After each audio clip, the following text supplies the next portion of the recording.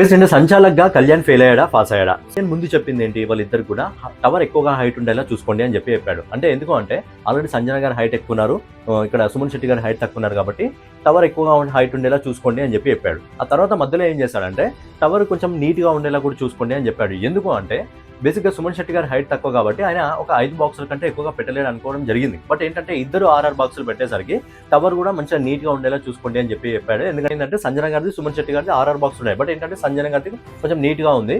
So దానివల్ల ఏంటంటే buzzer మోగిన తర్వాత సంజన గారిది నీట్గా ఉంది కాబట్టి బ్లాక్స్ కూడా నీట్గా ఉన్నాయి, టవర్ నీట్గా ఉంది కాబట్టి సంజన గారికి విన్ ఇచ్చేసాడు మనోడు సంచాలక్. సో ఇక్కడ తనుజ ఏం మాట్లాడుతుందంటే ఫస్ట్ 6 బాక్స్ ఫస్ట్ పెట్టింది సుమన్ శెట్టి గారు అని చెప్పి అక్కడ అంటుంది. కానీ అదేం బెల్ టాస్క్ కాదు కదా, 6 బాక్స్ పెట్టి టక్కు మనం వెళ్ళి బెల్లి కొట్టడానికి, అది బజర్ టాస్క్. సో బజర్ అయ్యే లోపల నువ్వు ఎలాగైనా ఎన్నైనా పెట్టుకోవచ్చు, నీట్గా పెట్టుకోవచ్చు. అండ్ సంచాలక్ స్టార్టింగ్లోనే చెప్పాడు ఏంటంటే మీరు మొదటి 3 బాక్సులు పెట్టిన తర్వాత రెండు బాక్సులు కూడా పెట్టొచ్చు అని. అదేంటంటే మన సుమన్ శెట్టి గారి హైట్ తక్కువ ఉంది కాబట్టి 2 బాక్సులు ఒక్కసారి 3 బాక్సులు అయిన తర్వాత 2 బాక్సులు ఒక్కసారి పెట్టగలుగుతారని చెప్పి ఆయన కోసం మంచి డిసిషన్ తీసుకోవడం జరిగింది. బట్ అక్కడ సుమన్ శెట్టి గారు యూజ్ చేసుకోలేదు.